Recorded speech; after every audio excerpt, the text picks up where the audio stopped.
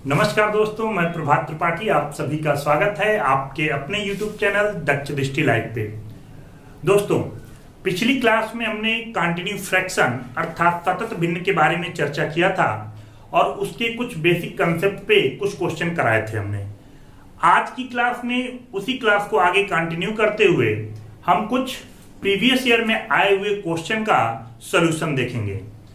तो solution start करने से पहले कुछ बेसिक कंसेप्ट है जिसकी चर्चा मैं करना चाहूंगा। तो आइए शुरू करते हैं। जैसे अगर आपको पूछा जाए कि 7/30 को कन्वर्ट करना हो कंटिन्यू फ्रैक्शन में अर्थात सतत भिन्न में या वितत भिन्न या लघुड़ी भिन्न जिसको आप जानते हैं, तो कैसे कन्वर्ट करते हैं। इसका एक सिंपल सा कंसेप्ट है। आपको क्या करना होता है, अंश से हर में भाग देना होता है।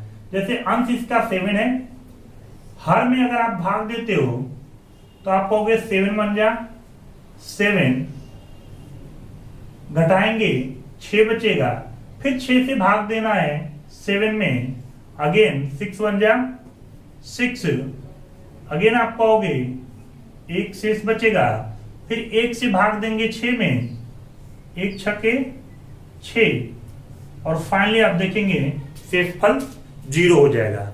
आप ये HCF निकालते समय इसी कंसेप्ट को अप्लाई करते हो आप। अब ये जो 1, 1 और 6 आया है, ये क्या है इसे आप देखिएगा। इसे आप लिखोगे 1 अपान में ये 1 प्लस अगेन 1 अपान फिर ये 1 फिर प्लस 1 अपान ये 1 6। बात समझ में आ रही है। अर्थात ये वैल्यू जो है, ये 1, 1 और 6 जो है, जो ये भाग देने पर आया हुआ है भागफल ये है, और बाकी ये 1 अपान बाय डिफॉल्ट लिखते जाते हैं। बात समझ में आ रही है। देखिए इसी कंसेप्ट पे एक क्वेश्चन हमने लिया हुआ है। आप देखेंगे 9/26 बराबर लिखा हुआ है 1/a plus 1/b plus 1/c। आपको फाइंड आउट करना है, find a plus b plus c। ठीक है, तो आपको क्या हमने बताया, आपको अंश से हर में भाग देना है। जैसा कि अगर आप 9 से भाग दो 26 में, तो आप कहोगे 9 दूना 18, 8 बचेगा, फिर 9 में भाग दोगे, 9 1 8 1 कम 8, अगेन 1 शेष बचा, 1 से 8 में भाग दोगे, 1 बटे 8, फाइनली शेषफल आपका 0 आ गया है ना।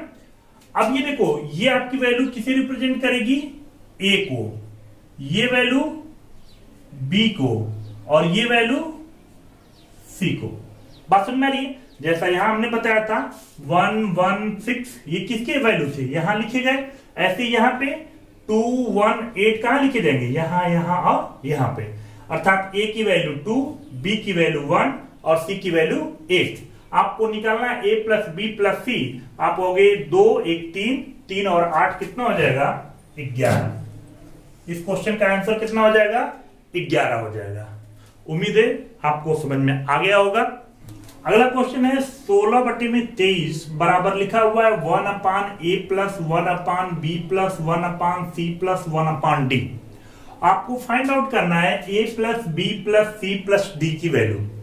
जैसा कि हमने बताया, आपको अंश से हर में भाग देना है। जैसा आप HCF निकालते समय, महत्तम समापवर्त निकालते समय करते हो, सेम कंसेप्ट पे आप 16 से भाग दोगे 23 में, आप कहोगे 16 1 कम 16, कितना बचेगा 7, फिर 16 में भाग दोगे, 7 दूना के 14, 2 शेष बचा, फिर 2 से भाग दोगे आप 7 में, 2 3 6, 1 शेष बचा, फिर 1 से भाग दोगे 2 में, आप कहोगे 1 2 2, फाइनली शेषफल आपका 0 हो जाएगा। बात समझ में आ रही है। हमने आपको बताया ये आपकी a की वैल्यू होगी, ये आपकी b की वैल्यू होगी, ये आपकी c की वैल्यू होगी और ये आपका डी का वैल्यू होगा। बात समझ में आ गई?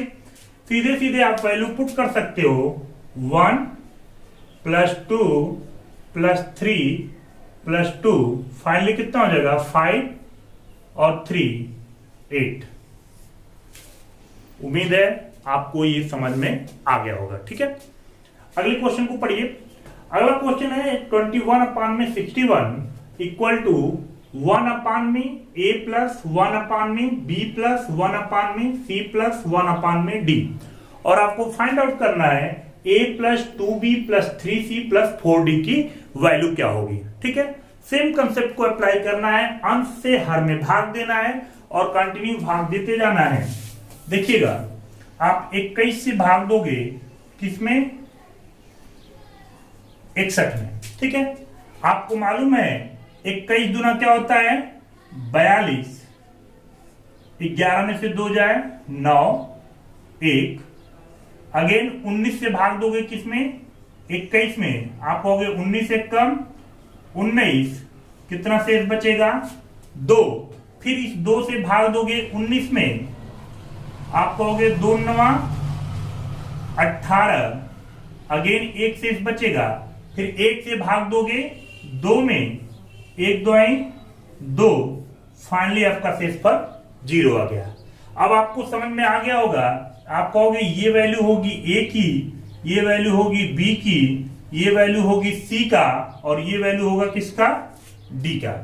आपसे पूछा गया है a अर्थात 2 + 2b यानी b का दुगना, तो 1 का दुगना क्या हो जाएगा 2, प्लस c की वैल्यू 9 है, यहाँ 3c चाहिए तो 9 3 27 प्लस 4d 4 दूना के 8।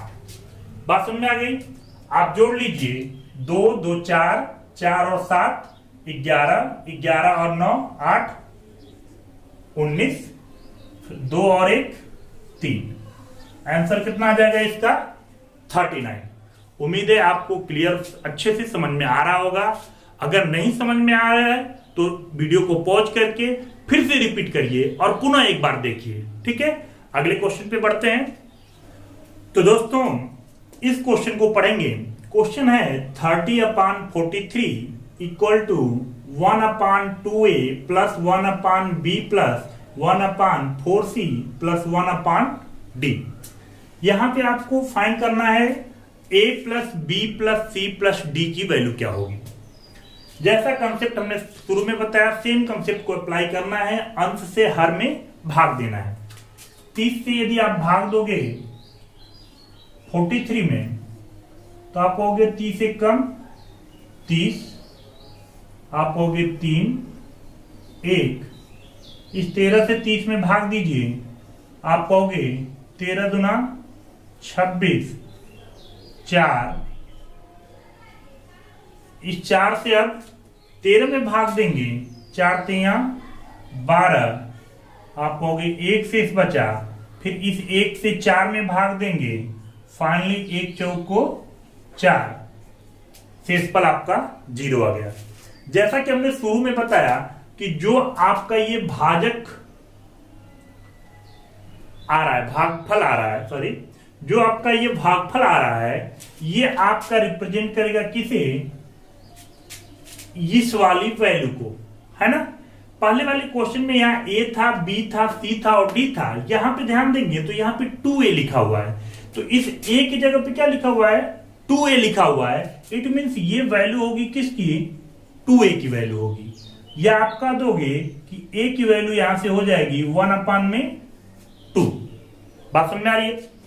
अगर ऐसे ही यहां की ये वैल्यू तो b की होगी, b की वैल्यू ठीक है। यहां 3 जो है किसकी वैल्यू होगी, इस 4c की वैल्यू होगी, तो आप कहोगे 3 बराबर किसके 4c के, या c की वैल्यू आप कहोगे 3 में कितना हो जाएगा 4। बात समझ में आ गई? ऐसे यहां पे ये d की वैल्यू है, आपको फाइंड आउट करना है a + b + c d।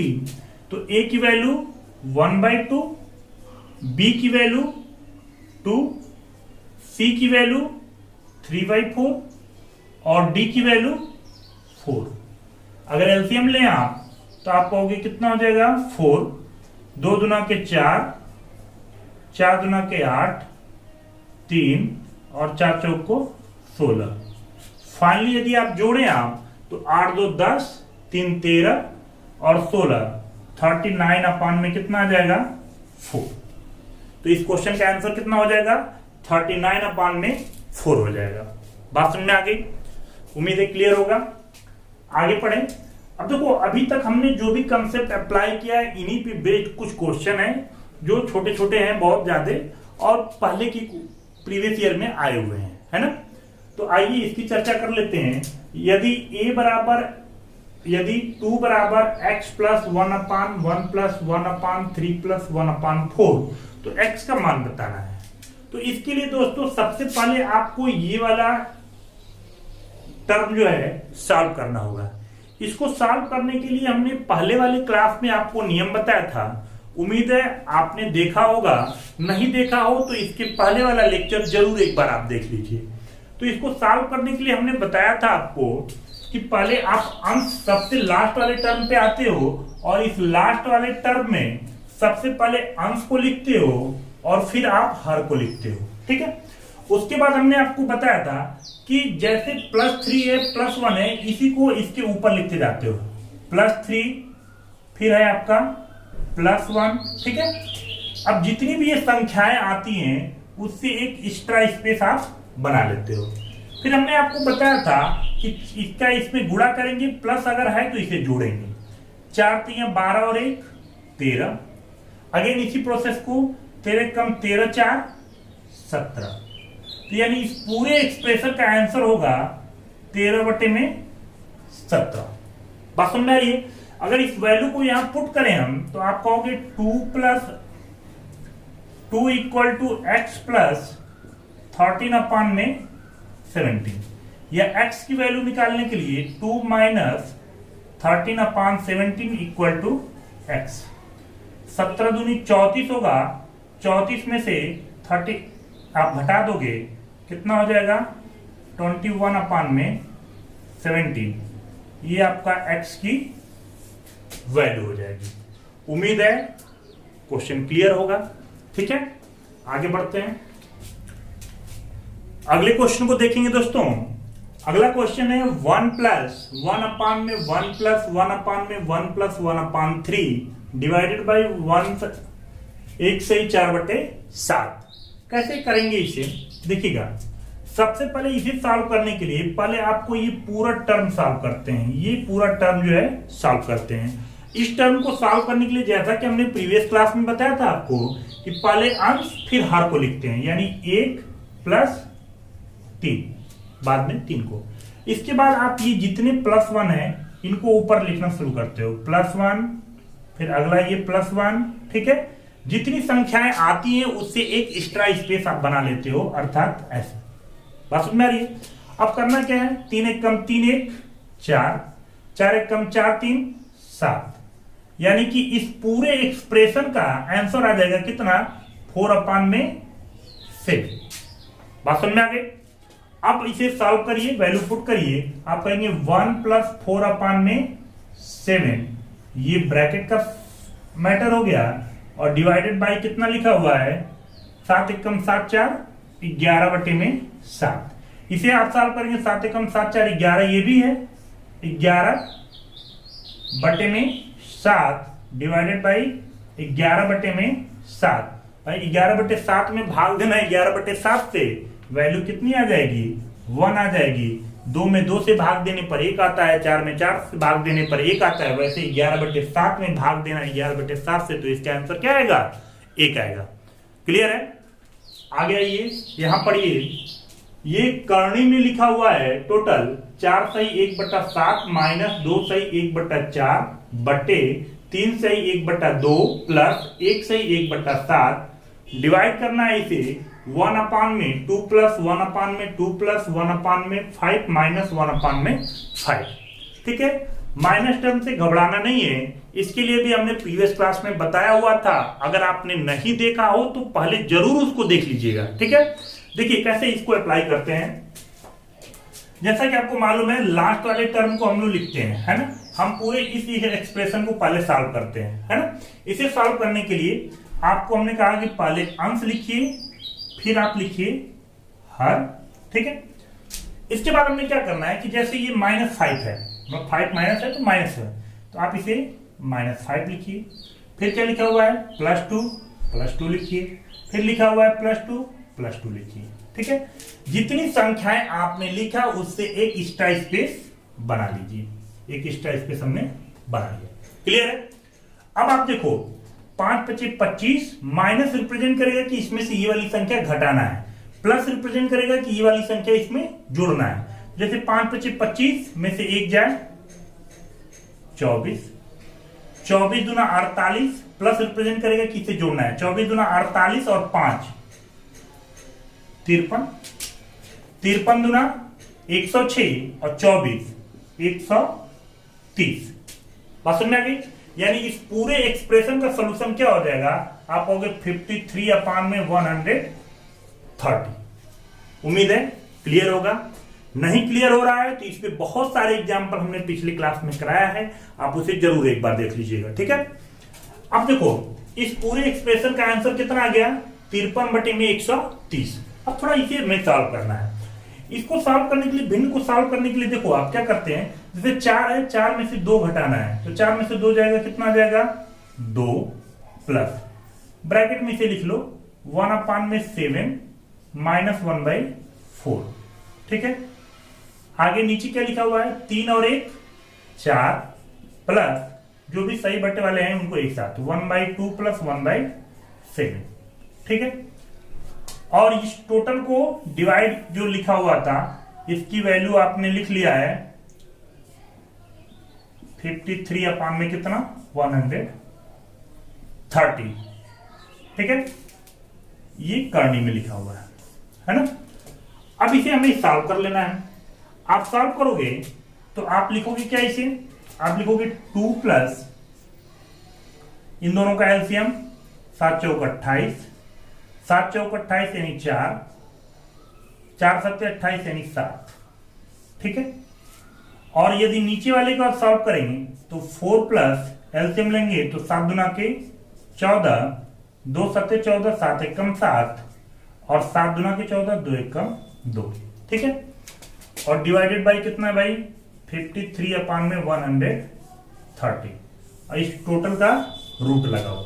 अब देखो आपको करना क्या है, 28 गुना की क्या होगा 56, 56 में आप इसे सॉल्व करोगे तो -3 आएगा, तो 56 में से 3 जाएगा, कितना हो जाएगा 53, यानी कि ऊपर वाली वैल्यू आ जाएगी कितना 53 बटे में कितना 28।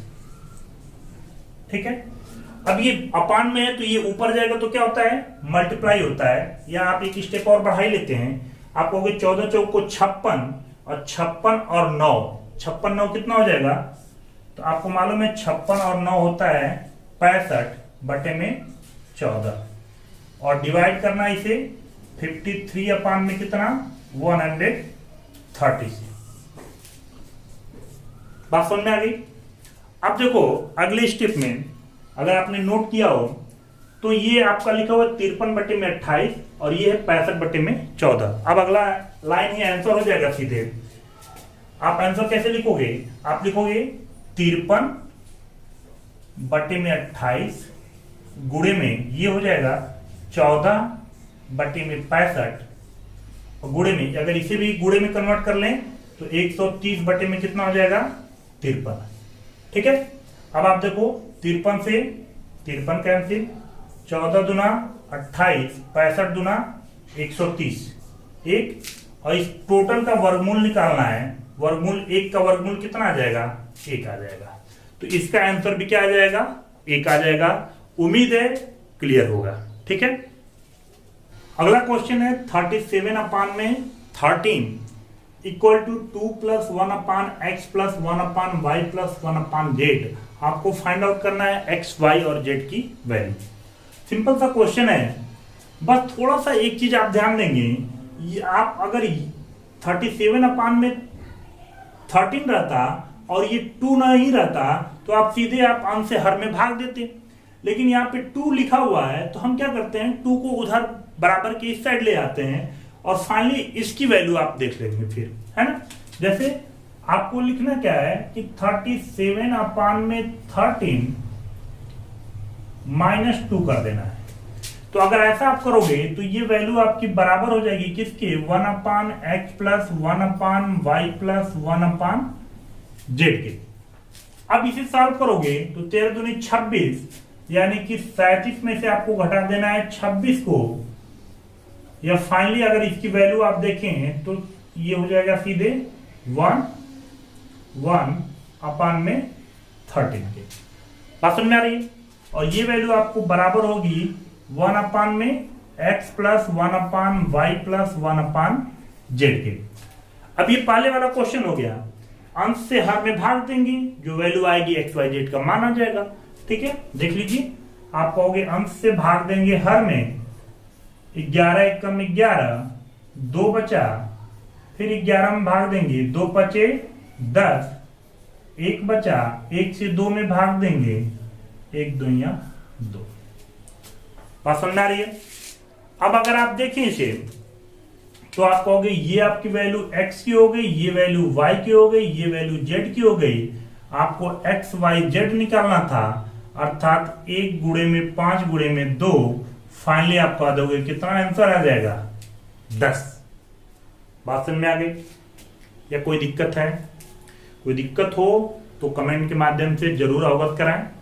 ठीक है, नेक्स्ट क्वेश्चन पे आते हैं। नेक्स्ट क्वेश्चन है आपका 2/2 प्लस 2/3 प्लस 2/3 प्लस 2/3। यहां देखिएगा, सबसे पहले हम क्या करेंगे, इस टोटल टर्म की वैल्यू निकालेंगे, है ना। अब इसमें देखिएगा, पहले वाले क्वेश्चन में जहां भी हमने यूज किया था 1 1 1 आ रहे थे, है ना। यहाँ पे 2 2 2 आया हुआ है ना। इसके लिए भी हमने पहले वाले क्लास में डिस्कस किया था, तो उसे जरूर एक बार देखिएगा। इस वाले में हम करते क्या है, जैसे अंश पहले फिर हर को लिखते हैं, तो 2 3। ठीक है, अब जैसा कि ये आगे की संख्या है +3 तो आप इसे +3 लिख लेते हो, है ना। फिर वही काम करना था, 3 3 के 9, 2 11, 11 3 33 और 3 आप ये करते आ रहे थे। अब यहाँ पे करना क्या है, एक स्टेप आपका बढ़ जाता है। जैसे ये 2 लिखा हुआ है ना, तो जैसे ये 11 आया तो यहाँ पे आपको क्या करना होगा, 2 से भाग दे देना होगा। कितना आ जाएगा, 5.5। ठीक है, अब इसका 3 में गुणा करेंगे तो 3 5 15, 3 5 15, 1 16, यानी 16.5 और 3 कितना आ जाएगा, 19.5। ठीक है, अगेन यहाँ पे क्या है, 2 है, 2 से आप भाग दे दोगे, आप कहोगे 2 9 18, 2 7 14, 2 5 10, यानी इस पूरे एक्सप्रेशन का आंसर आप कहोगे 55.5 अपान में 9.75, है ना। या इसे थोड़ा सा और सॉल्व करें हम, तो आप लिख सकते हो इसे 5500 अपान में 975, 0 1 0 से 1 0। अगर आप 5 से काटें आप, तो 5 एकम 5, 5 एकम 5 0, 5 से 5 एकम 5, 5 9 45 और 5 5 25। एक बार पुनः 5 से 5 9 10, 5 9 10, 5 3 15, 5 9 45, यानी कि ये आ गया 22 बटे में कितना, 39। बात समझ में आ रही है। तो इस पूरे एक्सप्रेशन का वैल्यू कितनी आ गई, 22 बटे में 39। इस वैल्यू को हम लोग पुट करते हैं, तो अगर इस वैल्यू को पुट करें आप, तो आप कहोगे ये 2 अपान में क्या होगा, 2 प्लस 22 बटे में 39 मल्टीप्लाई है, इसे आप लिख सकते हो क्या, 39 अपान में 100। तो आप कहोगे 39 से 39 कैंसिल, 2 से काटने तो ये 11 होगा, ये हो जाएगा 50। ठीक है, सॉल्व कर लीजिए, तो इसे सॉल्व करोगे तो आप कहोगे 2 बटे में कितना, 50 गुना के 100 और 11, 111 बटे में 50, या फाइनली 50 गुना के 100 बटे में 111। ठीक है, तो उम्मीद है दोस्तों ये सारी क्वेश्चन आपको समझ में आया होगा। अगले क्लास में फिर मिलेंगे। जय हिंद, जय भारत।